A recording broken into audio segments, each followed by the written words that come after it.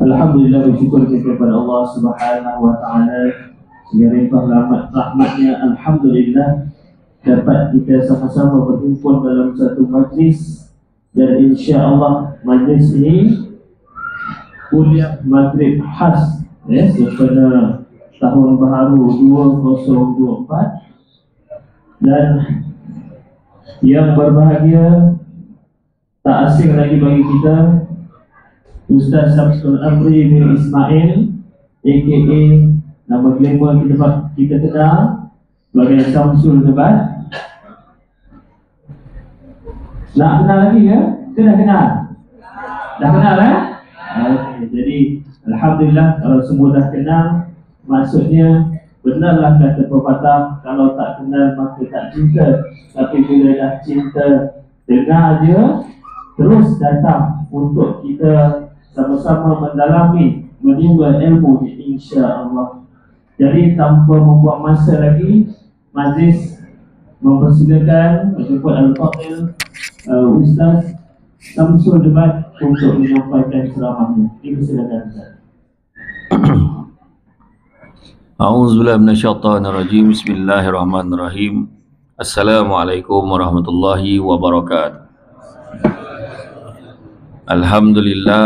Alhamdulillahillazi arsala rasulahu bil huda wa dinil haqqi liyuzhirahu ala dini kullihi walau karihal kafirun wala karihal musyrikun wala karihal muslimun. Subhanaka la ilma lana illa ma 'allamtana innaka antal alimul hakim. Rabbi shrah li sadri wa yassir li amri wahlul 'uqdatam min lisani yafqahu qawli. Alhamdulillah, syukur kepada Allah Subhanahu wa taala, segala puji bagi Allah Tuhan sekalian alam. Salam dan salam ke atas junjungan besar Nabi Muhammad sallallahu alaihi wasallam. Masih banyak saya ucapkan kepada tuan pengurusi acara yang bahagia, tuan pengurusi surau Abu Bakar As-Siddiq, itu juga tuan imam, barisan jawatankuasa surau, seterusnya tuan-tuan dan puan-puan yang dirahmati Allah sekalian. Alhamdulillah, sekali lagi malam ini terasa surau kita kecil kan. Malam ni terasa kan. Jadi kepada siapa yang baru pertama kali datang ke surau malam ni, selamat datang diucapkan. Dan pada malam ini bersempena dengan tahun baru, tajuk yang telah dipilih, bahagia, emosi atau solusi. Jadi bila saya tanya pada jawatankuasa surau, apa cadangan yang nak disampaikan dengan tajuk ni, maka jawab dia, pandailah penceramah. Tajuk dia pilih ni kan. Tapi betul lah, bila sebut tentang bahagia, emosi atau solusi, jadi kita kena faham dulu maksud bahagia. Maksud bahagia suatu keadaan, perasaan aman, damai serta gembira. Itu dari segi bahasa, literal. Emosi pula perasaan kuat yang ditujukan kepada seseorang atau sesuatu. Solusi ni pula penyelesaian. Jadi setiap tajuk yang bila kita huraikan ni, dia merupakan satu persoalan yang mesti dijawab. Mesti dijawab. Jadi emosi atau solusi. Emosi ni biasa orang kaitkan dengan, emosi ni berperasaan, perasaan. Sekarang ni yang kita nak penyelesaian, bukannya emosi, bukannya marah, bukannya bengis, bukan. Terbengis tak faham, bongih faham kan. Jadi bila kadang bila orang cakap, bila cerita tentang bahagia, macam-macam definisi bahagia kan? Kau nak tak bahagia, memanglah, siapa tak nak, marah kan? Ada orang cakap bahagia ni kan, ada orang cakap bahagia ni ada duit, bahagia. Ada yang cakap ada isteri, bahagia. Ada yang cakap anak ramai, bahagia. Tetapi ada orang yang dah ada apa yang saya sebut tadi, dia kata kalau tengok tu memanglah anak kau ramai, bahagia lah hidup kau. Kalau tengok anak, memanglah ayat dia. Maknanya tak boleh tengok ke anak tu. Duit kau banyak, senanglah kau cakap senang. Tak senang lagi tu. Jadi bahagia ni, tu sebabnya Bahagia ni selalu kita sebut kan, selalu sebut kejarlah bahagia. Jangan kejar kaya, tapi kejarlah bahagia. Kerana satu hari nanti kita akan sedar bukan semua perkara boleh dinilai dengan harganya. Bila sebut macam tu kan, tak boleh dinilai dengan harganya. Ya, betul juga. Kita contoh lah kan, contoh kita ada duit banyak ni, duit banyak, bawa kopuk-kopuk lah sampai tak sampai kira, dalam bank lagi. Tapi Tuhan bagi kita sakit, bagi kita sakit. Ada orang punya sibuk tak sampai belanja pun duit yang dia ada.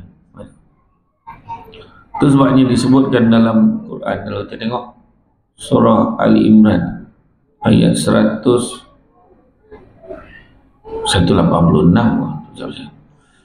dia kata setiap, Allah beritahu setiap yang hidup pasti akan mati. Setiap hidup pasti akan mati. Pada hari kiamat jualah akan disempurnakan balasan bagi kalian. Barang siapa yang dapat mengelakkan daripada api neraka dan dapat masuk syurga, maka sesungguhnya itulah adalah golongan yang sangat beruntung. Dan ingatlah sesungguhnya dunia itu adalah kesenangan yang memperdayakan. Dunia itu hanyalah kesenangan yang memperdayakan.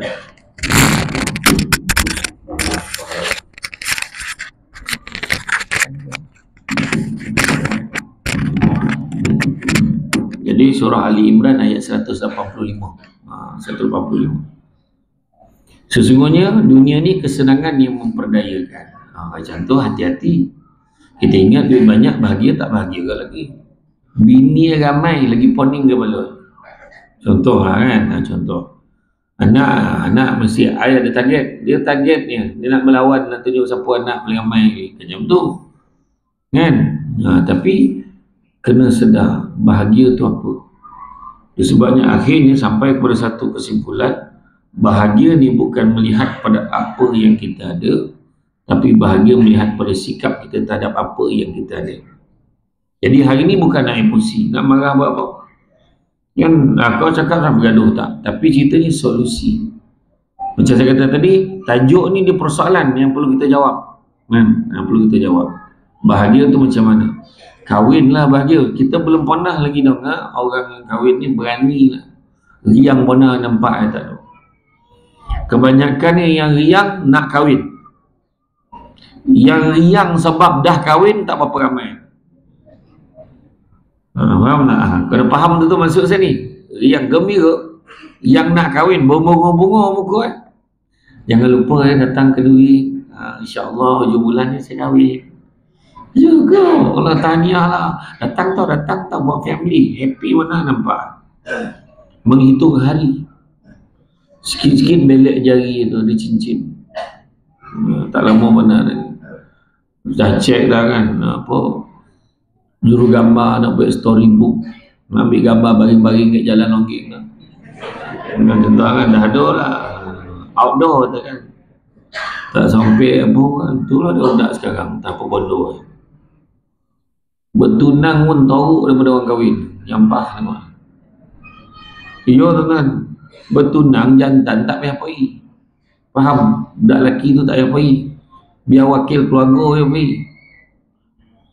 Jantan dia sibuk pergi bergambar, bersanding pangang betul kan. Betul. Bertunang. Tunjuk jalannya. Orang dulu jam tu, setakat kalau dia nak pergi pun tunjuk jalan. Tuan rumah bubung nak, kau duduk ni tontok, jangan pergi, duduk. Mahal muka pengantin lelaki tu, jangan tunjuk. Faham? Itu dulu, tak ada mana orang. Baru-baru ni ada satu artis tu dia bertunang, yang bakal pengantin lelaki ni tak datang, wakil keluarga je datang, mamak sarung cincin. Oh nampaknya wartawan tu tulis apa pengantin bakal pengantin lelaki tidak hadir, ada apa-apa isu ke? Nampak kan wartawan tu. Macam tu tak payah pergi, duduk rumah dan diam orang lelaki. Biar dia mak ayah orang apa, dia adik apa saudara mara pergi, wakil aja pergi kan. Berarti ambil gambar, lopak ambil gambar, kan? Dah habis majlis. Yang paling mustahak ni masa nak kahwin ni ramai yang tak buat. Bila dah selesai akad nikah tu, penyerahan tu, buat majlis penyerahan pada tu tak ada lah, wajib. Tapi sebaik-baiknya buat pengantin, mak ayah pengantin perempuan duduk menghadap pengantin lelaki dan pengantin perempuan. Sekarang ni ayah serahkan anak ayah ni pada kamu. Salam. Kau jagalah anak ayah ni baik-baik.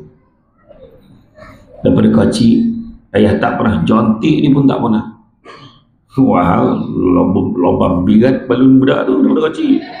Tapi ayat macam tu lah. Ayah tak pernah jontik dia, jadi kau tolonglah jaga, tobuhlah dia baik-baik. Dan ayah minta tolong satu perkara. Kalaulah isteri kamu ni rindu ke mak ayah, janganlah kau larang dia balik. Walaupun ayah tahu tu kuasa kamu. InsyaAllah ya. Coba tu. Dia akan ingat. Dalam tempoh 5 hari, 7 hari tu, bukan honeymoon lah. Oh ya, tahu dah dihuraikan tadi. Baik, silakan. Tak apa. Mana ada yang apa? Kursi yang elok sikit tu. Ambil gigi kursi elok sikit. Lama depan ni.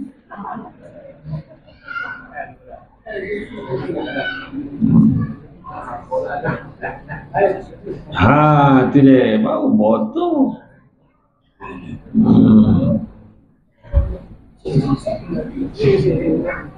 Silakan. Nampak tak yang nak tengok tu? Okey. Lepas tu 5 hari cuti, 5 hari, 7 hari, seminggu cuti. Dibantai honeymoon. Bukan honeymoon, dia mustahak pergi rumah pak saudara, mak saudara. Sorry, pergi rumah bapak saudara, mak saudara.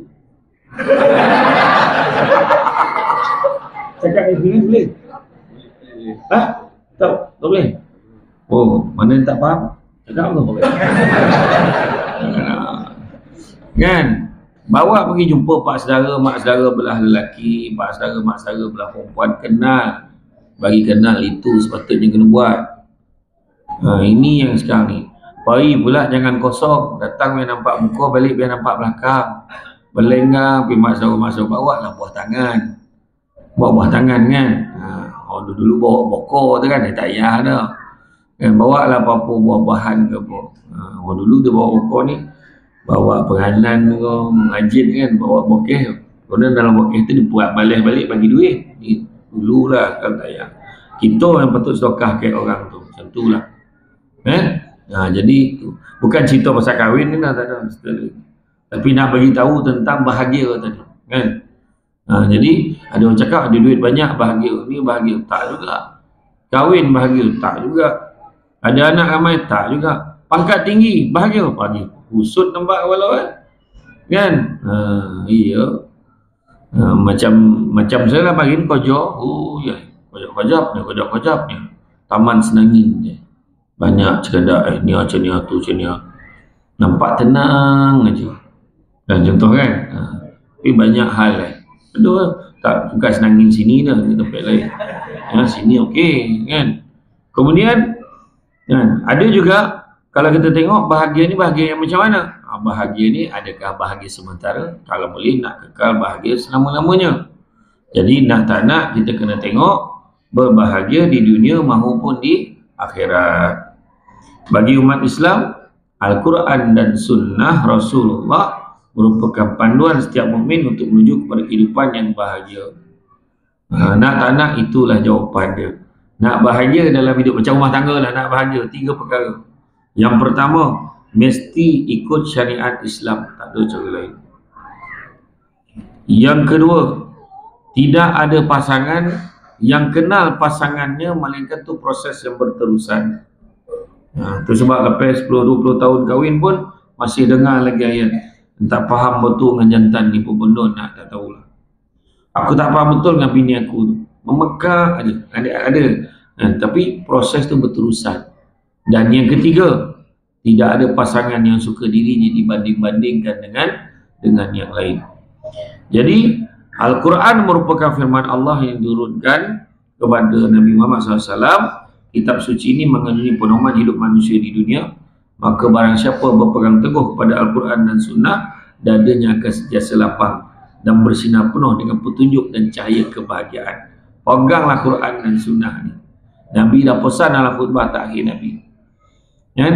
Setelah ketiadaanku nanti, kan? Dan seandainya kalian berpegang kepada dua perkara ini, sesungguhnya kalian tidak akan tersesat selama-lamanya. Itulah Al-Quran dan Sunnahku.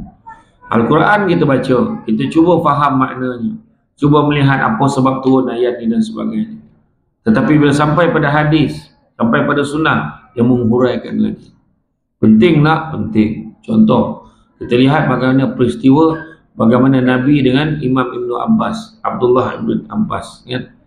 Nabi pegang dada Abdullah bin Abbas ni, kan? Siapa Imam Ibn Abbas ni? Sepupu Nabi. Sepupu Nabi yang mana ketika Nabi wafat usianya 13 tahun. 13 tahun. Dan pada itu apa yang Nabi pesan, Nabi sempat letak tangan Nabi dekat dada Imam Ibn Abbas. Apa dia sebut? Dia kata Allahumma alimhu ta'wil, Allahumma faqih fiddin wa alimhu ta'wil. Dan terpesan dah. Dan satu lagi pesanan yang paling power sekali Nabi pesan, Nabi kata apa? Kalaulah satu dunia ni berhimpun, kalau satu dunia ni berkumpul, berhimpun, nak memberikan keuntungan kepada kamu, nescaya kamu tidak akan mendapatkannya, melainkan sekadar yang Allah dah tentukan untuk kamu. Nampak tak? Dan seandainya satu dunia ni berhimpun, berkumpul, nak berikan mudaratan kepada kamu, nescaya kamu tidak akan mendapatkannya, melainkan sekadar yang Allah dah tentukan untuk kamu. Pesanan Nabi ni, bila Nabi cakap, powernya tu, kita boleh fikir, rupanya manusia ni tak ada apa-apa pun. Kan? Satu taman ni berpakat, dia nak jatuhkan surau ni contohnya. Nak ratakan surau ni jadi futsal. Contoh kan. Dia tak ada takut dah tu. Kalau dia berhimpun satu dunia pun nak buat, tapi kalau dah Allah dah tentukan dia takkan roboh, takkan roboh. Kan? Kita ni hanya boleh merancang, tapi sebaik-baik perancang adalah Allah Subhanahu wa taala. Itu cerita tadi, powernya Nabi pesan, kan? Bagaimana malaikat Jibril bagi tahu? Hiduplah sesuka hati kamu sampai masanya kamu akan mati. Sayangilah, cintailah sesiapa saja suka hati kamu sampai masanya kamu akan berpisah dengannya. Perbuatlah sesuka hati kamu sampai masanya kamu akan dibalas atas setiap perbuatan kamu. Ini ayat-ayat ni kan kita dengar, minyak bahagia ni macam mana pula? Makna basicnya, nak berbahagia ni macam mana pun, balik pada Allah Ta'ala balik. Malam ni ada dua tempat orang pergi. Contoh, antara tempat orang pergi, yang pertama kelab malam, yang kedua surau Abu Bakar As-Siddiq. Orang pergi kelab malam, percaya cakap saya, dia tak tenang, tapi nampak macam happy. Dokek surau ni nampak macam tak happy, tapi tenang. Macam tu lah kan. Kan nampak macam tak happy je kan. Muka kan. Yang kat kelab malam tu nampak macam happy, tapi tak tenang. Tu dia cakap, pergi kelab malam belum tentu lagi tak baik, belum tentu lagi jahat, betul, tapi ada harapan jadi jahat. Orang pergi surau belum tentu lagi baik, betul, tapi orang pergi surau ada harapan jadi baik, sebab tampil orang baik-baik. Belum pernah lagi orang pergi kelab malam, berhenti, isyak. Tak ada. Bohong. Tak ada kan, tak pernah jadi tu lah. Kan, bohong. Jadi, itu sebabnya saya ingat saya berjumpa dengan arwah Datuk Haji Ismail Kamus. Saya jumpa dengan Datuk Haji Ismail Kamus waktu yang tahun yang dia fitnah dia meninggal. Tahun depan tu pun dia meninggal, tahun sebelum tu. Jadi anaknya Ustaz Firdaus beritahu, Abah ada kat hospital kat AJN, kalau nak pergi tengok, pergilah tengok. Dia memang rapat dengan saya lah, anaknya tu, si Firdaus ni, Ustaz Firdaus. Saya pun pergi sampai di AJN, jumpa dekat kaunter, saya tanya, saya nak jumpa dengan Datuk Ismail Kamus. Sekejap, dia pun telefon. Betul, Ni Samsul Debat ada kat bawah ni, dia nak jumpa. Okey, Datuk panggil naik. Kalau lepeh lah naik. Kalau dia tak bagi naik, terlepek lah naik dah. Lepas saya jumpa berbual lama, saya buat dengan dia. Dulu dia waktu dia ceramah ke kampung mak saya, ke kampung Pancur tu, saya dapat tinjau tang Chomin ni, dan tingkap. Ya ramai betul orang tengok dia. Kita faham pun tidak kan. Awal-awal tu kita dah dengan kaset dia, patutlah orang suka dia kan. Ilmu dia, kepakaran dia, macam-macam lah yang dikongsikan kan. Jadi saya yang nak cerita ni, sebelum balik saya tanya kan, Tok, ada tak apa-apa boleh bagi nasihat? Bagilah nasihat sikit je. Yang pertama, sabar banyak. Sabar banyak. Biasalah ujian banyak. Yang kedua, pesan dengan ceramah ni, jangan menjerit ceramah. Jangan menjerit ceramah. Aku rasa kawan aku seorang tu je kuat menjerit tu. Yang kuat sangat menjerit, dia kata sebab yang kat depan yang dengar ceramah ni bukannya orang jahat, orang baik. Tu aja. Jadi kenapa dia jerit kat orang tu? Tu dia pesan kat saya. Masih tuan tak kena, tapi pesan ni sabar tu. Yang sabar tu lama dia pesan. Jadi mana kata tempat orang baik, datang surau masjid ni tempat orang baik, percayalah. Kalau cakap tapi dia tu jahat, senang. Percayalah ada kebaikan dalam dia orang. Segemuk-gemuk ikan, segemuk-gemuk ikan tentu ada tulang. Sekurus-kurus ikan tentu ada isinya. Sebaik-baik manusia tentu ada kelemahan. Seburuk-buruk manusia tentu ada kebaikan. Jadi pilihlah tengok yang baik, tentu jumpa. Kalau kita pilih nak tengok yang jahat, jahatlah. Itu sebabnya mana ada manusia yang sempurna? Tak ada yang sempurna. Macam surau ni kan, semua elok, dah cantik. Sampai masa kan bila ramai je dah kocik pula kasut. Nah, namun orang cakap patut kena bosarkan lagi. Hari lain kau tak datang, kau nak komplain banyak kan. Contohlah kan, tentu ada kelemahan dia kan. Lepas tu dah bongi kan, orang yang regular datang surau ni dah bongi kan? Sebab dinding tu dulu pot dia, orang lain dah ambil. Contoh. Tak payahlah beralih ni contoh kan. Antaranya lah kan. Jadi makna kata nak bahagia ni, maknanya kena, nak tak nak kena pegang Quran dan sunnah, berpegang teguh. Dan begitu juga menjalankan perintah Allah, menjauhi larangannya. Nak bahagia, jalankan perintah Allah, jauhi larangannya. InsyaAllah bahagia. Contoh malam ni kan AJK Surau buat program ni, bincang berapa minggu dah ni, minggu-minggu bincang program ni, program tu ni, nak pesan kemah ke tak, semua bincang dah tu. Lepas tu macam ni parking macam mana semua, macam mana kita nak susun satu kon, nak letak kat mana, macam-macam bincang kan. Susun ni sebab apa dia buat ni? Bukan dapat gaji, bukan ada allowance kan. JK Surau tak ada. Imam pun dapat sikit dia, bukan semua surau dapat allowance kan. Lainlah kalau masjid ni kat Selangor ada satu masjid tu, imam kan 3,500 gaji sebulan. Bilal ni 1,500 ke 2,000 sebulan. Lain azan ada lama tu. Iya, memanglah kan. Ini buat, tapi sebab apa buat ni? Sebab nak menjalankan amanah. Maksudnya menjalankan perintah Allah. Perintah Allah tak amanah tu. Amanah buat, kena buat program. Menjauhkan larangan. Apa larang? Jangan kamu khianat pada amanah dia berikan. So dia buat. Oh nak cakap lah. Nak puaskan nanti semua orang, memang tak dapat. Panggil Samsul Debat, ingat tak ada, tak puas hati ke? Ada, tengok muka pun tu. Tak ada pencamah lain kau. Dia cakap dah, contohlah kan. Ada yang tak puas hati, contoh kan. Panggil orangnya tak betul, sudah panggil dia lah, macam tu kan. Semua tak betul, semua tak kena. Jadi mana kata memang kita takkan dapat puaskan hati semua orang. Macam kisah Luqmanul Hakim. Luqmanul Hakim kan dia berjalan dengan anak dia, bawa kaldai. Orang kampung tahu kaldai dah ada, naiklah. Dia kau tarik berapa? Abah yang naik, anak yang tarik. Dan orang kampung ni tahu, sodap-sodap abah yang duduk. Kesian budak tu yang narik kaldai tu. Dia tak payah turun abah naiklah anak dah kampung lain nak tahu Kuang Hajar punya anak. Kau sodap-sodap duduk ke kaldai tu. Abah kau tarik. Salah je. Sudah dua-dua naik kaldai. Mengengkeh kaldai tu.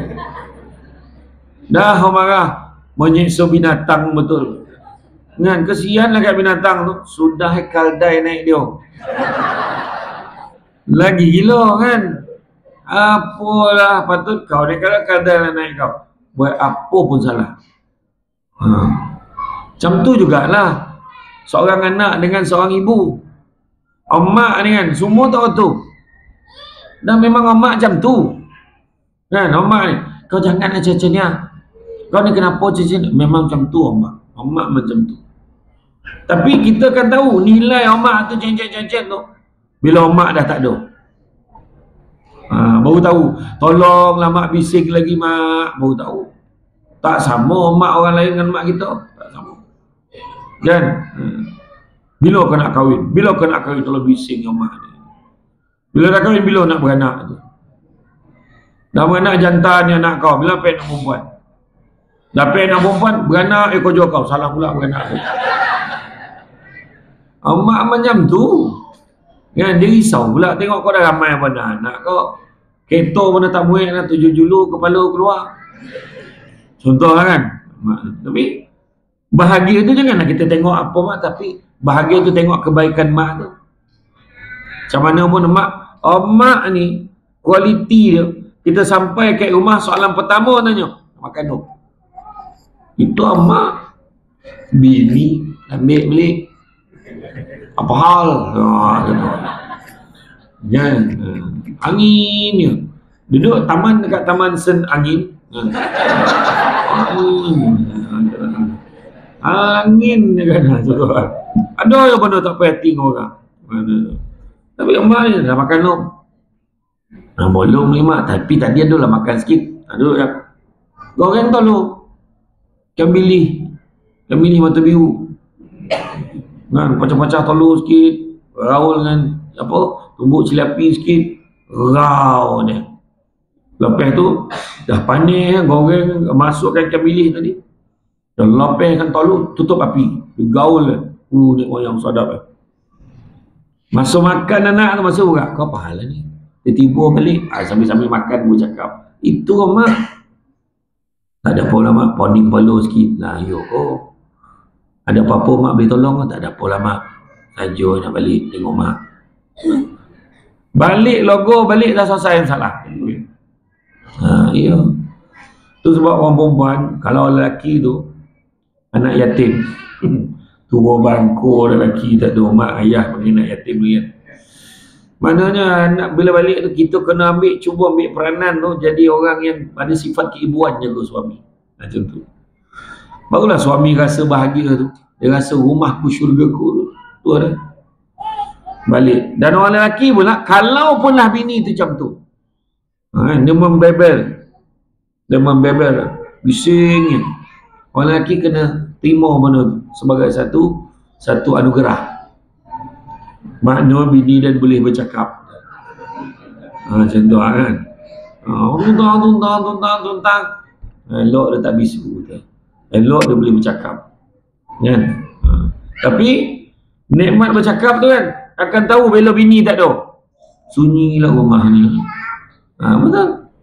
Itu dia. Zaman Nabi dulu ketika ada satu bulan Ramadan, ada dua perempuan berbual, mengumpat, bercerita pasal orang. Punya teruk bercerita pasal orang sampai nak berbuka. Punya teruk mengumpet sampai haus. Thirsty. Sampai dahaga lah. Kan? Jadi dijumpa Nabi, ya Rasulullah, boleh tak kami nak berbuka puasa? Haus sangat lah. Punya teruknya mengumpat sampai nak berbuka puasa. Nabi kata apa? Tak payah kamu minta nak berbuka pun. Kerana sesungguhnya kamu dah berbuka dah. Tak cari cuba kamu luahkan apa yang ada dalam mulut kamu. Dia pun luahkan. Terkeluarlah seketul daging busuk daripada mulut masing-masing. Daging apa? Daging saudara yang diumpat. Punya teruk kan. Orang perempuan yang datang malam ni, kan? Mengumpat pun tak ada sampai nak berbuka, betul tak? Betul tak? Makna mengaku mengumpat, cuma tak berbuka je. Macam tu contohlah, tak adalah gurau. Jadi mana kata jangan kita buat benda yang Allah tak suka, jangan. Kemudian memperbanyakkan rasa syukur dalam hidup, barulah boleh bahagia. Kenapa manusia tak boleh bersyukur? Nama dah elok dah, syukur bin syukri. Syakar, syakir, sakur, tu semua tu sebenarnya maksud dia syukur tu, kan? Jadi kenapa manusia tak boleh syukur? Ada 3 sebab. Pertama, sibuk tengok apa yang orang lain ada sampai terlupa apa yang dia ada. Kedua, sibuk tengok kelebihan orang lain sampai lupa tengok orang lain yang lebih susah daripada dia, menyebabkan dia tak bersyukur. Dan yang ketiga, manusia tak bersyukur kerana sibuk merasakan segala apa yang dia ada hari ini adalah hasil usaha dia. Sebenarnya dia terlupa apa yang kita ada adalah dengan izin Allah.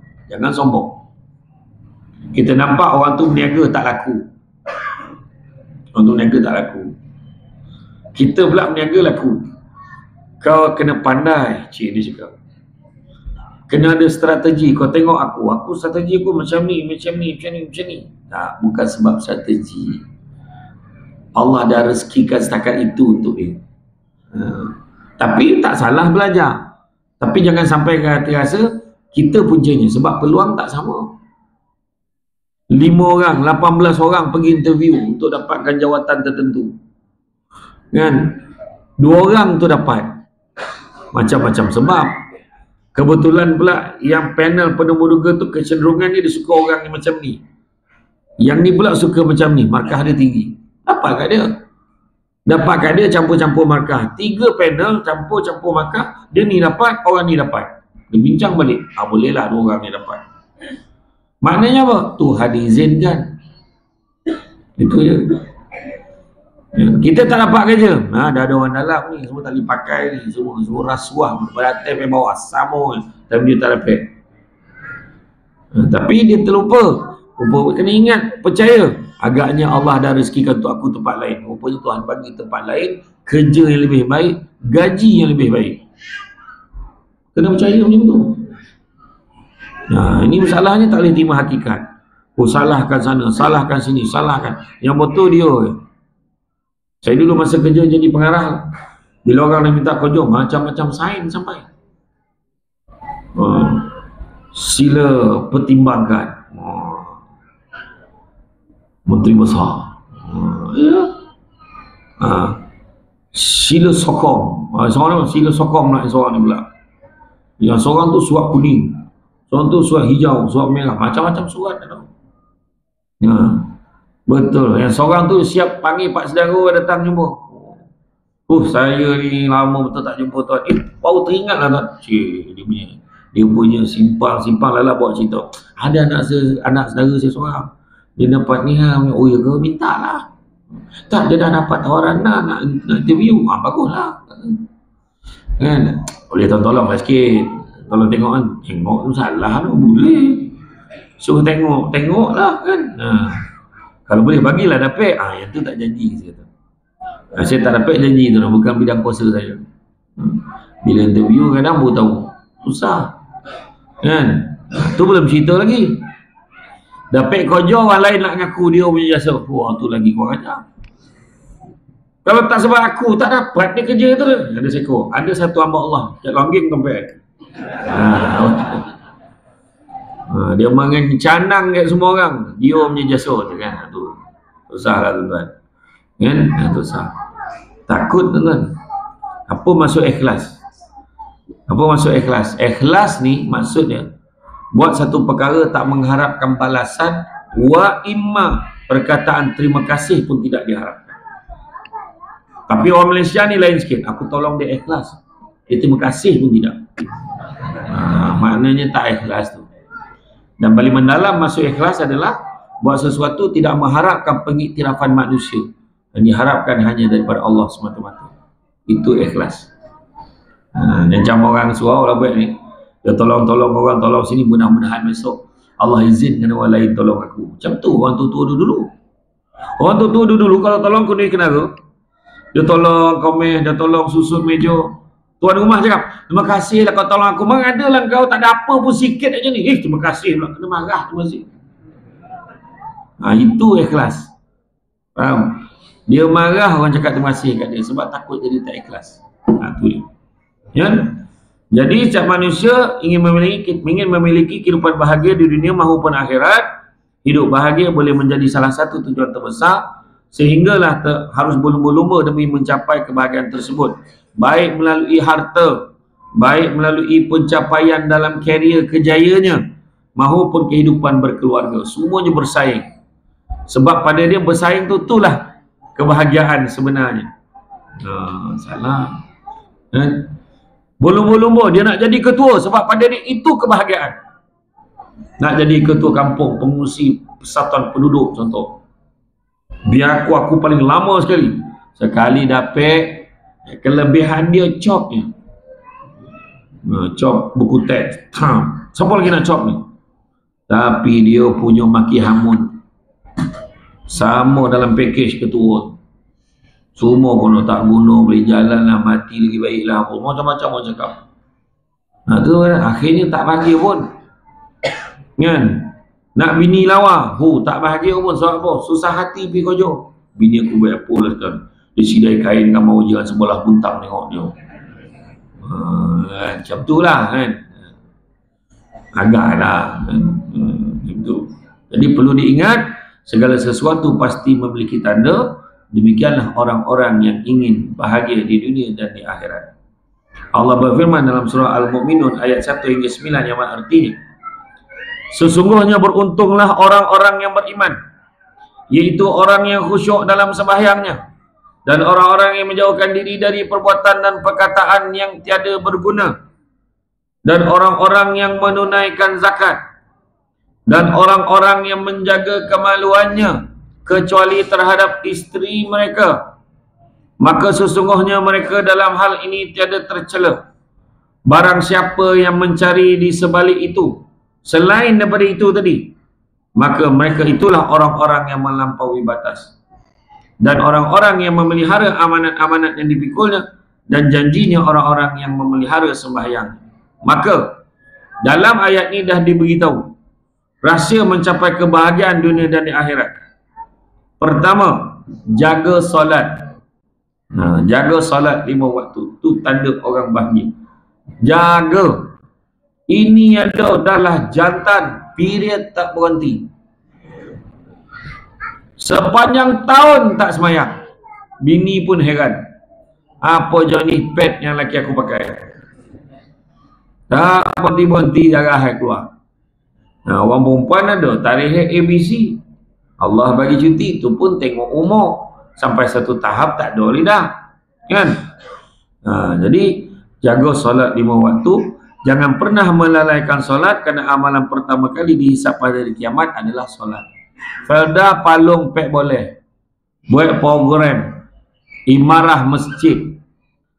Kanak-kanak sekolah rendah datang semayang subuh di masjid. Akan diberikan duit belanja sekolah RM3 seorang. Sekolah rendah datang. Abah kata, "Poi, kau poi masjid. Jangan tak poi." Abah tak poi. Dia suruh anak apa biar dapat duit belanja RM3. Maka pihak masjid tambah lagi satu. Orang dewasa yang datang masjid semayang subuh 40 hari berturut-turut, layak cabutan bertuah, menang skuter. Dia buat macam tu. Surau boleh buat. Jangan risau tentang peruntukan. Bawa jumpa YB kawasan, settle. Jangan cakap saya bagi idea ni. Sebab memang itu yang dibuat kat masjid tu. Dia minta YB kawasan sponsor. Sebiji skuter je. Adalah yang bunyi, alah kau macam tu tak ikhlas dah Ustaz kata. Memang awalnya mungkin tak ikhlas, tapi kita nak dia lazimkan bangun pagi tu. Kadang-kadang sebabkan dah lazim setiap pagi naik nak kerja skuter tu, dia dah terbiasa. Mak saya daripada dulu dah lazim bangun 3:30 pagi, bangun buat kuih, buat silomak nak berniaga. Anak-anak kalau dia kojut pun mungkin pukul 4:30 ke 5 kan untuk bantu dia. Tapi sampai sekarang walaupun dah tak berniaga, masih lagi bangun ke 3:30. Walaupun dia tak kunci jam, pangah betul lah 3:30. Jadi pun dah buat sembahyang malam, zikir, doa untuk anak-anak semua. Ya, tu dia cerita kan. Jadi kita nak melazimkan orang, membiasakan diri. Itu sebab daripada awal kena buat. Kan kena buat. Allah yarham Haji Azmil Mustafa. Pernah tak? Ali Setan. Ali Setan kan main kona. Dia ceramah kat Terengganu, masjid tu telah berceramah malam ini Ali Setan tu dia. Bila arwah ni sampai masa tu, dia cakap lah, minta maaf lah Ustaz, minta maaf lah Haji, terpaksa buat macam ni, ramai sikit datang. Jadi Allah yarham Haji Azmil Mustafa ni musloh lah, nak buat macam mana. Panggil penceramah orang tak datang, panggil setan ramai datang je. Dia jawab macam tu, dia buat macam tu. Haji Azmil Mustafa bukan kata 40 pagi tau. Haji Azmil Mustafa sepanjang hayat dia sempat beberapa kali solat 40 waktu berturut-turut tanpa putus sebagai jemaah. Cipta pun tak dapat kan. Ada time ada mula semester seorang dia dah putus, kosong balik. Dia 40 waktu berturut-turut dia dah sempat buat beberapa kali sebelum dia meninggal. Haji Azmil Mustafa dapat hidayah di mana? Bukan di Mekah, bukan di Madinah, bukan di Yaman. Dia dapat hidayah hanya di US, United States. Masa tu dia nak datang festival filem. Dia patut datang hari Rabu, contoh patut datang hari Rabu janji dengan kawan dia, tapi dia datang sehari awal. Jadi dia tak ada penginapan. Dia beritahu dekat driver taksi yang Pakistan Islam ni, kat mana saya boleh tidur. Saya tak tahu ni, kawannya kata jangan datang awal sangat, aku tak ada kat rumah. Jadi driver yang Pakistan ni tadi, yang Islam tadi, bawa dia pergi kat satu masjid dekat US. Masa masuk dalam masjid tu lah barulah dia tersadar dia tak boleh baca Fatihah, dia tak pandai mengaji. Dia nampak semua orang, jadi dia rasa sedih sangat. Dia baca Fatihah pun selama ni dia baca Rumi. Dia habiskan duit simpanan dia tak kurang pada 2 juta untuk pergi semula ke Yaman untuk belajar agama balik semula pada awal. Dan dia sempat hafal beberapa juzuk Al-Quran, tuan-tuan, dalam Quran. Itu Allah yarham Haji Azmil Mustafa. Itu cerita yang baik-baik ni, cerita baik-baik. Jaga solat ni, solat jemaah. Datang ramai-ramai. Apa lagi nak? Cuba tengok tak. Aircon, kapet toba, sujud tombonam muka. Nampak? Tengok kerusi selesa macam mana. Tengok apa lagi cantik ukirannya. Sembahyang tu sejuk mata memandang. Kan? Mana dah dapat? Aircon berapa biji tu? Ya, aircon kek bumbung lagi. Satu. Bukan kaleng-kaleng, Daikin. 1, 2, 3, 4, 5, 6, 7, 8, 9. Depan ni dah kan yang saya tak nampak ni. Yang atas ni lah 9. Aircon buka, nampak? Pintu pun buka, sejuk sampai ke jalan ni. Itu dah cerita. Anda tak anda tuan-tuan. Tu cerita. Jadi tuan-tuan tak nak datang, macam mana datang? Setiap hari ada kuliah. Ada guru-guru takmir mengajar. Datang. Kan? Iya. Tuan-tuan, untuk makluman semua, setiap hari yang datang mengajar, ilmu dia jauh lebih mendalam daripada Samsul Lebat. Lebat ni sikit warna. Musik-musik ya cerita. Dan mudah-mudahan.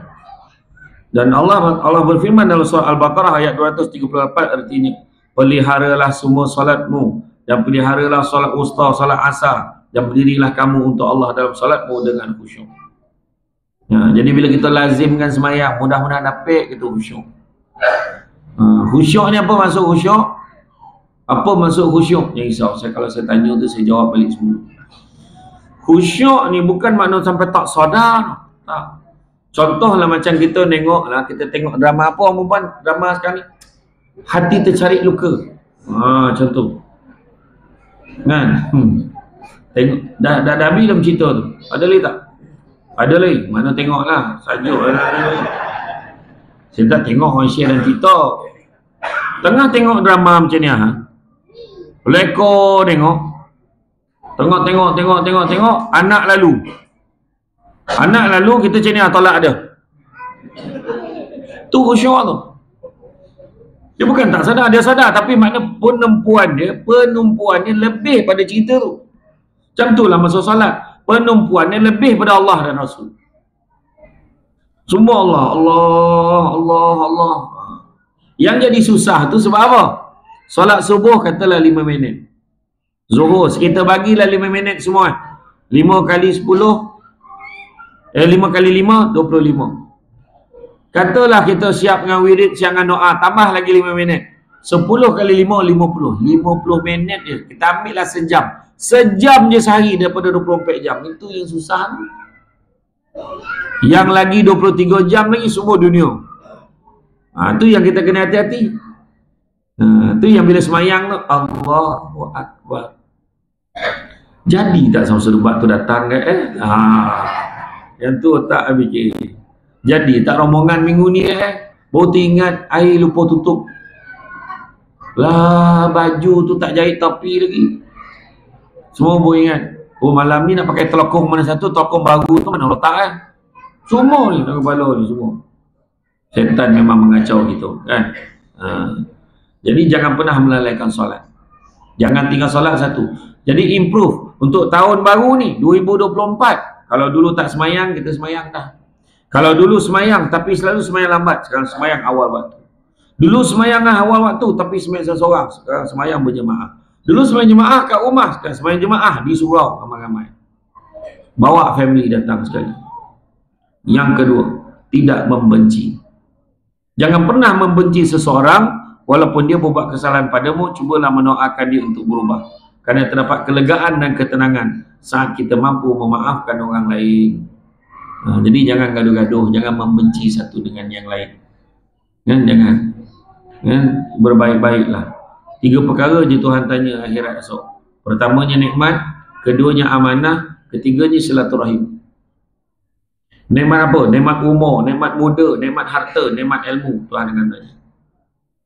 Amanah, segala amanah. Amanah kita dalam kerja, amanah sebagai pemimpin, amanah sebagai suami, isteri, anak-anak. Itu Tuhan akan tanya. Yang ketiga tadi silaturahim, Tuhan akan tanya. Jangan sekali-kali kita memutuskan silaturahim. Jangan sekali-kali. Allah berfirman dalam surah Al-Hujurat ayat yang ke-10, artinya orang-orang beriman itu sungguhnya bersaudara. Oleh itu damaikanlah, perbaikilah hubungan antara kedua saudaramu dan takutlah terhadap Allah supaya kamu mendapat rahmat. Jangan sekali-kali memutuskan silaturahim. Yang ketiga, tunaikanlah zakat. Dah tunaikan belum? Dah Milah, setiap kali bulan puasa sebelum raya tak pernah lupa. Tu zakat fitrah. Kan, zakat fitrah tu faham. Tapi zakat pendapatan, zakat simpanan, orang perempuan paling banyak sekali bermasalah. Zakat emas, perak. Cek balik. Barang kemas yang dipakai, barang kemas yang menjadi hiasan, ada timbangan dia. Kena cek betul-betul. Tanya dekat dekat Baitul Mal lagi 9 ni, tanya berapa. Setiap negeri berbeza-beza kiraan dia. Kalau di Kelantan tu pakai tu sampai rebeh bahu pun masih boleh lagi, tapi setakat mana baru dikira zakat. Tu dia, tu sebab kena tengok. Jangan sebabkan itu tak bahagia hidup. Percaya cakap Allah SWT melalui ajaran Islam mengajarkan manusia untuk tidak hanya menerima tapi juga memberi. Namun lebih baik memberi dari meminta. Di sinilah anjuran berzakat menjadi relevan dalam agama. Bila kata memberi lebih baik pada menerima, sebenarnya dalam segenap aspek. Contohlah AJK Surau. AJK Surau buat program. Seboleh-bolehnya setahun tu dia target setiap bulan ada ceramah perdana. Saya rasa lah ceramah yang besar sebulan sekali kena ada lah. Yang mingguan memang ada lah, setiap hari itu dah ada. Tapi kalau dia fikir ulangan untuk apa dia terima, sudah memang tak buat program. Rugi, duit habis kan, dia tak buat. Kan? Tapi memberi, bagi pada orang ramai, bagi pada jemaah, akhirnya Allah Ta'ala kembalikan dalam bentuk-bentuk yang lain. Orang menyumbang, orang sedekah. Saya pernah ceramah dekat satu surau, dekat satu negeri ni, saya tak nak sebutlah. Bila saya ceramah, saya dapat aduan daripada orang ramai, AJK surau ni duit dia banyak, berpuluh-puluh ribu duit surau, akaun khairat dia beratus ribu. Tapi setiap kali bila buat program ceramah, semua tak merasa makan. Dia tak bagi makan kat semua orang. Bayangkan tu. Ada satu masjid tu lagi pula, time makan ni AJK dengan penceramah yang makan cek kedai luar. Dia pilih lah kedai yang sedap tu, sini power ustaz tu, tokak dia orang lebih. Kan, buat, saya kata kalau nak buat, elok buat bagi jemaah tu, rasa keberkatan dia tu, sedekah orang bagi. Malam tu saya sound kan, cek surau tu, langsung ada jamuan malam tu. Dia telefon kedai mamak tapi tu, siap ni korek bungkus ni, tak apalah, bungkus bawa balik. Ya. Bukan apa, kesian. Kalau tak ada makan semua, monung, tak apalah. Tapi macam malam ni ada, saya tahu. Saya tak boleh gorak hati saya ada. Tapi sekali lagi lah, macam dulu, tak pernah ditanya saya nak makan apa, tak ada. Saya okey lah, tak salah. Yang penting kita bersyukur.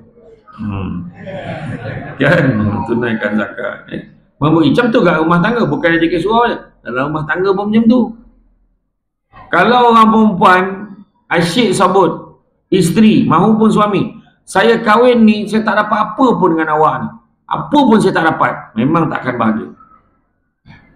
Baik suami baik isteri, kita asyik fikir menceritakan saya satu barang kemas pun tak ada, surat pun tak ada, apa pun tak dapat dengan abang. Tak tahulah orang lain macam ni sampai ke bahu, apa abang bagi kat saya. Saya mungkin menyesal kahwin dengan abang. Keluar ayat tu, neraka lah tempat perempuan. Jangan sekali-kali sebut macam tu. Kedakut suami tu, kita tetap masuk syurga kalau kita taat tu. Kan kata tadi, dunia akhirat nak bahagia ni, memang bukan semua lelaki faham wanita. Yang bangap itu ramai.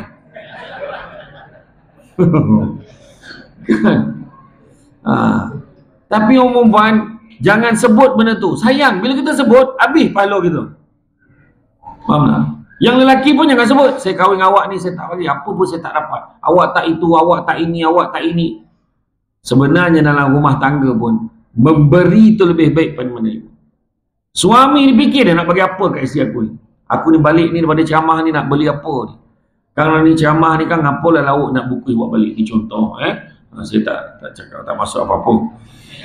Maknanya macam tu kan, dia balik yang ada bawa balik, ya Allah bagi, ada benda dia nak beri. Isteri pun sama, suami nak balik ni kan, dia nak makan apa ada perempuan yang excited semenjak masuk grup, masak apa pun tak jadi. Dia dah cari dah, laki aku ni suka makan ni. Memberi. Itu sebab mak-mak kita ni dulu bahagia hidup. Sebab apa? Sebab daripada kita kecil dia bagi je. Mak kita dapat apa? Saya cakap, apa dia dapat daripada kita pada dulu? Tak ada. Sudahnya bila dah tua, semua anak berebut berbakti dengan mak dia. Mak tidurlah rumah saya. Minggu ni mak jom nak mak. Berebut nak bawa mak. Mak tak nak dah. Mak duduk kat rumah mak. Rumah kau tu berangin. Sanang mana angin ni. Rumah si cantik, mak ada tasik. Dia kata kan, dia pergi. Sebab apa berebut ni? Sebab mak ni baik daripada dulu, memberi. Kita bagi pun susah-susah tak payah. Sebab itu mak. Apa yang dia ajar kita? Mak kita ajar kita memberi lebih baik pada menerima. Nabi pun cakap tangan yang di atas lebih baik pada tangan yang di bawah. Memberi lebih baik pada yang menerima. Keempat, tidak berkeluh kesah. Kan? Untuk mencapai kedewasaan, untuk mencapai kebahagiaan, untuk mencapai ketenangan, kan, kita akan diuji. Cantik dipandang bulan mengambang. Bulan mengambang untuk orang jawab. Kalau dah hidup namanya orang, takkan lari daripada ujian dan dugaan. Jadi datang ujian, berkeluh kesah. Aduh, kenapalah hidup macam ni? Pening kepala aku lah. Alah, jangan berkeluh kesah. Digambarkan kitab buka Syafatul Qulub daripada Imam Ghazali, ada seorang Nabi beribadah selama 50 tahun. Tak disebutkan nama Nabi itu siapa. Selama 50 tahun dia beribadah, akhirnya Allah Ta'ala beritahu apa? Sesungguhnya aku ampunkan dosa kamu. Allah Ta'ala sebut macam tu. Maka Nabi ni menjawab, ya Allah, kenapa pula kau nak ampun dosa aku? Bukankah aku ni tidak berdosa? Aku ni Nabi. Nampak? Bila Allah dah ampunkan tu, dia diam je lah. Tak usahlah balas apa-apa kan. Aku ampunkan dosa. Jadi dia balas. Bukan aku ni tak ada dosa. Apa yang Allah Ta'ala buat? Allah perintahkan sebatang pokok, himpok kaki. Himpok tu yang himpok. Himpak. Menghempap kaki ni. Oh ni 9 semua, himpok kan. Bila menghimpok kaki itu, menghempap kakinya tu, bongkak, mengoning-oning. Atau mengoning-oning. Nyut-nyut kata orang utara. Berdenyut-denyut, tak boleh tidur sampai pagi. Aduh, dia kata. Dia mengeluh. Dia pun jaga, ya Allah, dia mengadu kat Allah, ya Allah, sakitnya ya Allah. Maka pokok tu tadi bersuara. Pokok tu beritahu apa? Sesungguhnya Allah memberitahu, ibadah kamu yang 50 tahun itu takkan boleh menebus satu keluhan kau terhadap Allah. Tu kan hati-hati tu, mengeluh. Alah, hujan lah pula. Time ni lah nak hujan. Ayat dia. Panasnya. Aneh payah.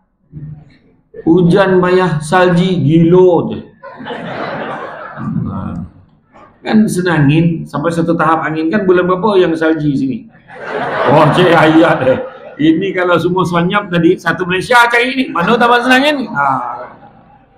Kan? Saya insyaAllah kalau ada rezeki nak pergi Turki, bulan-bulan 2 di musim selji. Saya tak pernah ni kan, tak macam mana lah Rahman. Kata koreh telinga, usi patah. Tak tahulah, ayo tak tahu. Tapi macam tu lah, jangan berkeluh kesah. Allah berfirman dalam surah Al-Baqarah ayat 155, artinya, dan sungguh kami akan berikan cubaan kepadamu dengan sedikit ketakutan, kelaparan, kekurangan harta, jiwa dan tanaman, dan berikanlah berita gembira kepada orang-orang yang sabar. Sabar. Saya ingat saya tanya Abang Ashraf Muslim. Kenal Ashraf Muslim? Pelakon tu. Saya tanyalah, bang, macam mana abang boleh kawal isteri abang? Bagilah tips sikit, saya tanya. Dia jawab dengan mata steam ni tu lah kan. Tak ada apa Ustaz. Tapi sebenarnya petua ni 10 je. 10 je petua dia. Apa dia? Yang pertama bijaksana, yang kedua sampai nombor 10 sabar. Dia kata. Maknanya banyak betul sabar tu. Tu cerita tu. Sabar memang kena ada sabar. Sabar banyak-banyak hidup kita. Dia hidup kita ni selain bersabar, ada 5 perkara kena ada nak bahagia ni. Ingat 5. 1, sabar. Kedua, syukur. Ketiga, percaya pada hikmah. Adalah benda baik Tuhan nak bagi di sebalik satu perkara, hikmah. Keempat, redha dengan apa juga yang berlaku dalam hidup ini. Kita siapa tak sayang anak? Semua sayang anak. Tiba-tiba Allah takdirkan anak kita meninggal dunia sebab demam. Allah ambil nyawa kita, sayang kat dia ni. Tapi redha, anak aku tidak-tidaknya berada di tempat yang lebih baik. Kurang sikit tanggungjawab aku ni. Contohnya, kurang tanggungjawab maksud apa? kurang tanggungjawab. Kalau tidak besok apa dosa anak aku buat, aku tanggung juga ni kalau aku tak didik anak aku. Ya Allah, kalau takkanlah dia dalam syurga, ya Allah. Contohlah, maka dia redha. Dan yang kelima, ikhlas. Ada 5 ni insya-Allah. Sabar, syukur, hikmah, redha, ikhlas. Seterusnya, nak bahagia dunia akhirat, solusinya apa? Jaga kemaluan. Sudah, macam mana pula jaga kemaluan ni? Maksudnya, kita kena faham hari ni perbuatan zina dah ramai menganggapnya seperti perkara biasa dan lumrah. Banyak umat Islam melupakan kewajipannya untuk menjaga pandangan dan kemaluan mereka. Rasa malu ni dah tak ada. Masuk dalam media sosial, tunjuk semua benda. Bercantik-cantikkan, tunjuk dekat media sosial. Berhukum dosa kalau bukan untuk orang yang sepatutnya. Publikkan status, biar semua tengok. Macam mana? Kalau ada masa tuan-tuan buka Syamsul Debat channel tu, yang YouTube tu, tengok ada satu tajuk penyakit ain. Baru je dalam beberapa minggu lepas saya share tentang penyakit ain. Siapa yang pernah pergi umrah, dia tengok kereta orang Arab tu sempong-sempong, sengit, berong-berong, cala bala, betul tak? Kalau siapa pergi umrah tengok kan, rupa-rupanya orang Arab memang saja biar kereta dia kotor buruk sebab nak mengelakkan penyakit ain kalau orang lain nampak kereta dia berkilat.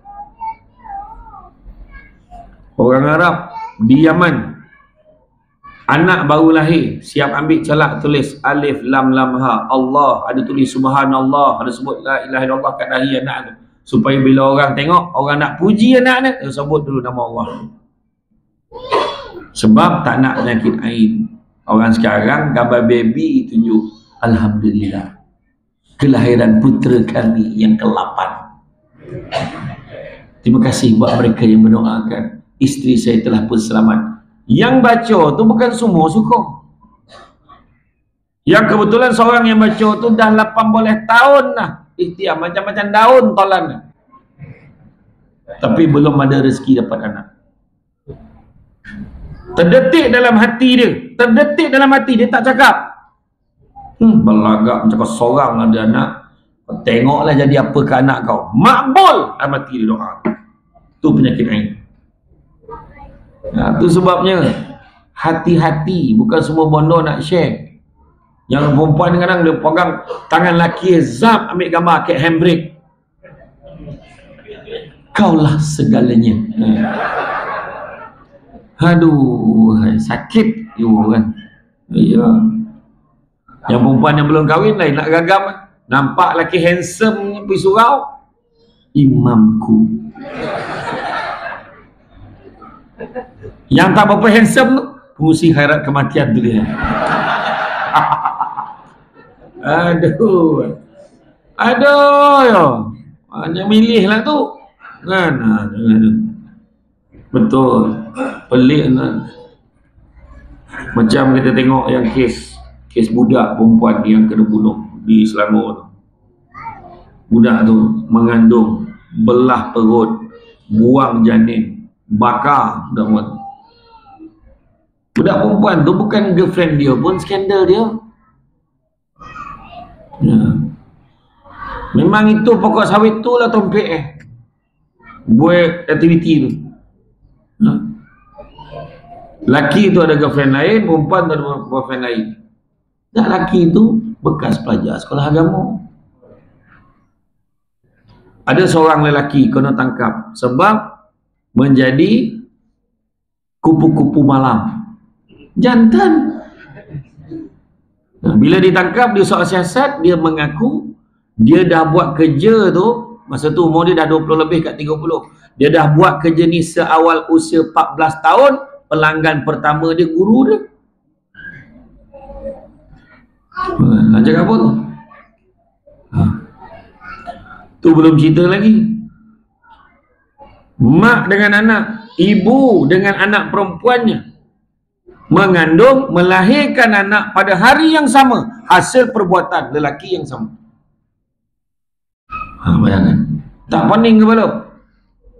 Kau ni adik-beradik aku ke pak saudara aku?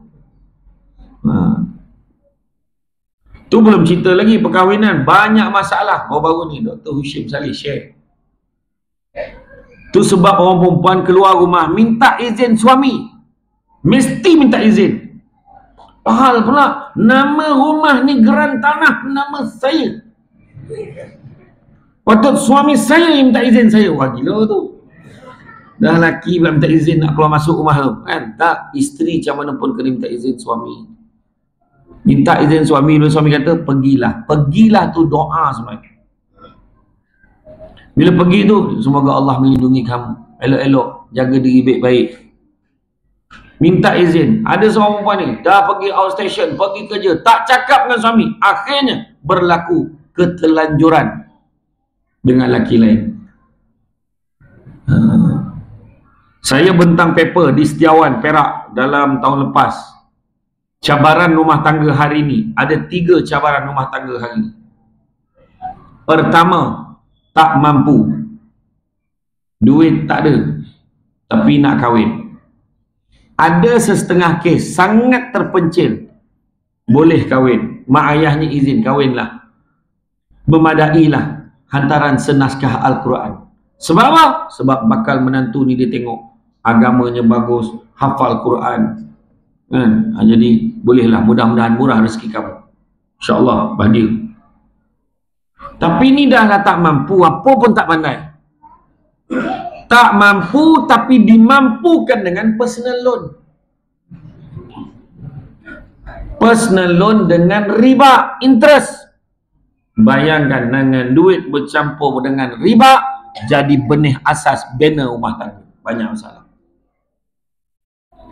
Yang kedua, tak layak. Apa maksud tak layak? Bangang sobi-sobi. Nak kahwin, apa pun tak pandai. Mandi junub pun tak pandai. Macam mana?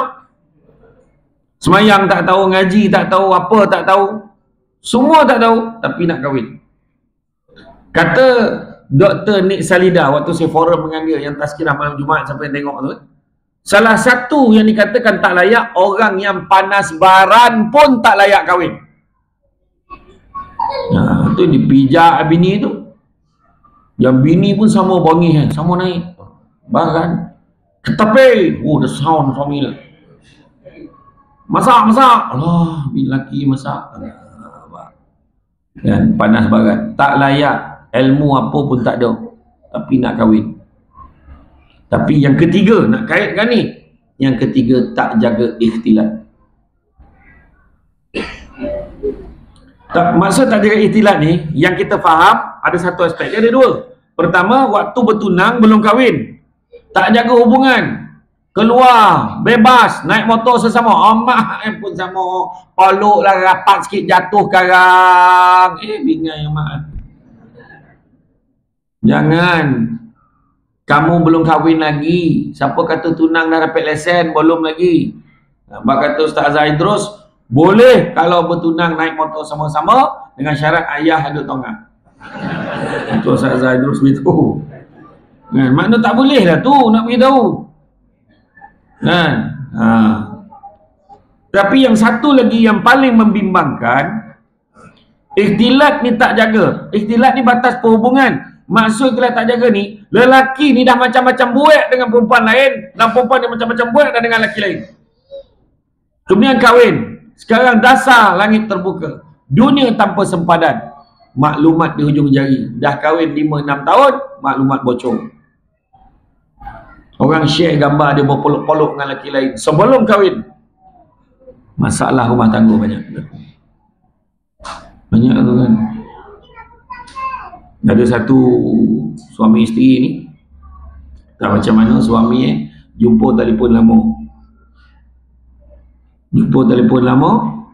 Kemudian nampak gambar-gambar. Gambar-gambar elok lah.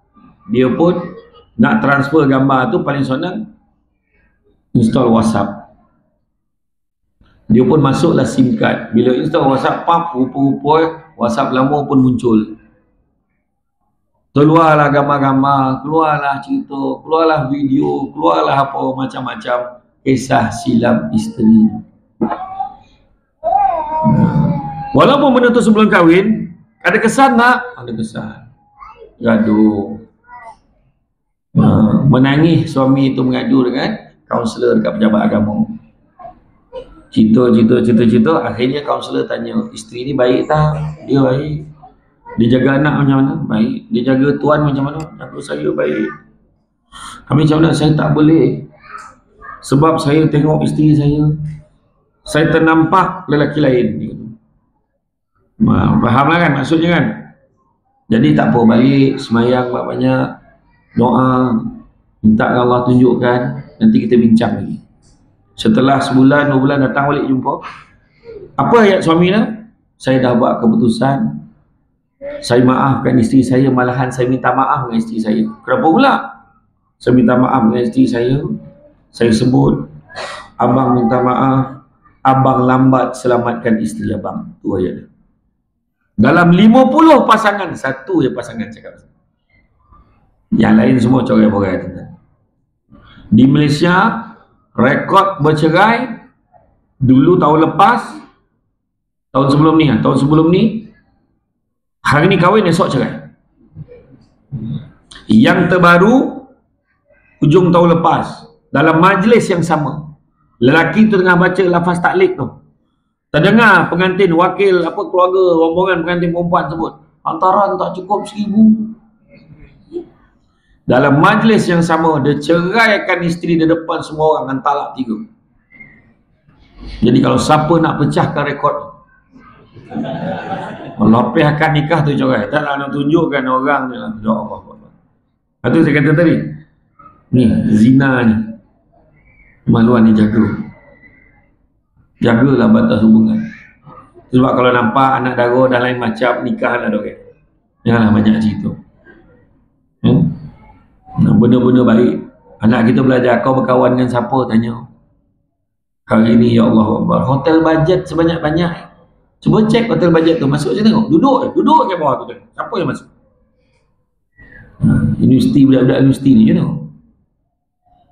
Dia hari ni dia tak nampak kesan tu. Dia akan tahu kesan akan datang. Dah kahwin pula, ex-boyfriend ni cemburu pula. Dia hantar mesej dekat suami tu, biar kawan tu bercerai, puas hati dia. Benda ni berlaku. So jaga ikhtilat. Kemudian yang keenam, rendah hati.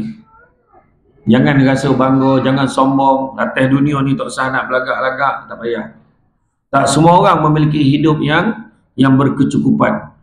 Kalau kita tergolong dalam golongan orang yang berkecukupan, tanamkanlah sifat rendah hati agar terhindar daripada sifat sombong yang merugikan. Yang ketujuh, selalu memberi. Itu saya dah cerita tadi. Yang ke-8, hindari permusuhan. Nak bahagia, hindari permusuhan untuk kita dapatkan kebahagiaan. Jadi tuan-tuan dan puan-puan sekalian, dan begitu juga dalam nak capai bahagia, kita kena usaha. Dia tak boleh tunggu, kena usaha. Macam tadi kan kita sebut tadi, semua kena usaha. Solat 5 waktu tu kena usaha, zakat kena usaha, berbaik-baik dengan orang kena usaha. Tetapi dan usaha tu pula disertakan dengan satu lagi, fatawakkal Allah. Tawakal, kita serah pada Allah. Setelah kita usaha, serah pada Allah. Macam kita semayang ni kan, kita semayang, kita dah usaha semayang. Ya Allah, mudah-mudahan kau terimalah ibadah aku. Dan satu lagi, jangan berdoa, ya Allah, kau berikanlah istiqamah pada aku ni, ya Allah. Kau kurniakanlah istiqamah, mudah-mudahan aku terus berada di tempat-tempat yang baik ni, ya Allah. Minta Allah Ta'ala. Ya. Dan akhirnya nak bahagia. Kita tengok apa yang Allah tekankan di dalam surah Asy-Syura ayat yang ke-20. Allah beritahu, barang siapa yang menginginkan keberuntungan dunia, barang siapa menginginkan keberuntungan akhirat, nescaya kami akan tambahkan keberuntungannya itu. Makna dunia pun dapat. Namun barang siapa yang mengejar keberuntungan dunia, nescaya kami akan berikan sebahagian sahaja daripada keuntungan dunia itu, dan takkan ada satu bahagian pun untuknya di akhirat kelak. Mana nak? Kejar akhirat, dunia pun dapat, atau kejar dunia dapat sikit, akhirat langsung tak dapat apa. Baiklah kejar akhirat. Jadi tuan-tuan dan puan-puan sekalian, saya faham. Seperti biasa saya faham renungan yang tajam itu. Pandang contoh tak beralih kan. Mana tu sangat kritikal lah untuk saya berhenti. Kalau saya teruskan dibimbangi berlaku malapetaka dan perkara yang tidak diundang. Adalah. Jadi apa pun insya-Allah mudah-mudahan kita berusaha untuk mencapai kebahagiaan. Macam saya sebut sebelum ni, bahagia bukan melihat pada apa yang kita ada, tapi bahagia melihat pada sikap kita terhadap apa yang kita ada. Jangan sibuk mengejar kaya, kerana akhirnya kita akan sedar bukan semua perkara boleh dinilai dengan harganya. InsyaAllah peganglah pada Al-Quran dan Sunnah, insyaAllah kita tidak akan tersesat selama-lamanya. Itu juga asas kebahagiaan.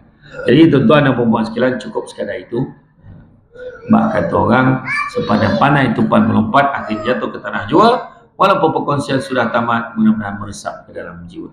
Itu saja daripada saya. Sedikit makluman saya nak maklumkan. Seperti biasa, kalau tuan-tuan dan puan-puan ada masa, di luar sana ada satu meja ajaib. Atas meja ada barang, bukan untuk diambil tapi untuk dibeli. Jadi jangan main sahur bawa balik, ya. Yang pertamanya ada madu kelulut. Madu kelulut, di luar sana terlampau banyak madu yang bercampur dengan gula. Kadar sukrosanya tinggi. Orang minum nak elok langsung jadi penyakit lain. Ini saya jamin tak campur gula, sebab tim saya sendiri yang curah dalam botol. Kemudian begitu juga ada sambal crispy mengidap, air tangan Mak Samsul Debat. Siapa makan tu mengeletek-ngeletek nyawa dia sedap. Berita baiknya, dulu harga satu bekas RM15, hari ini alhamdulillah masih RM15. Maknanya tak naik harga. Kemudian ada minyak wangi SD perfume, tu pun dah tak banyak. Standard international, tahan lama, boleh bawa solat. Dia ada satu tagline, tak mandi pun wangi. Satu lagi susu kambing Al-Am. Susu kambing campur kurma, campur madu yang diizinkan. Faham lah kan? Itu semua tahu susu kambing ni seperti biasa baik untuk GERD, gastrik, pedih hati, baik untuk orang sakit lutut, sakit tumit, mana yang semain kat kursi tu boleh amalkan. Tak ada bau hamis sebab dia tak pakai kambing dengil. Dia tak pakai kambing Malaysia, pakai kambing daripada Holland, Belanda. Itu sebab dia tak ada bau. Baik untuk perempuan mengandung, baik untuk ibu dia, baik untuk baby dalam perut, tu elakkan jaundice, demam kuning. Dan ada produk terbaru, baru 3-4 bulan di pasaran, itu susu kambing coklat dan kopi susu kambing. Yang itu sedap. Cuma siapa yang ada kencing manis kronik tak berapa sesuai. Beli yang asli. Hari ni offer yang asli tu satu kotak 45, siapa beli 2 90. Macam sama kan. Tadi beli satu 45, beli 2 80. Mana yang susu kambing coklat dengan kopi tadi RM50 satu kotak. Dan ada juga dibawa pre-love baju-baju Samsul Debat. Baju yang Samsul Debat Khot TV dulu, baju dia pernah pakai kemeja tak menyonyeh lagi lah, lawa lagi baju tu kan.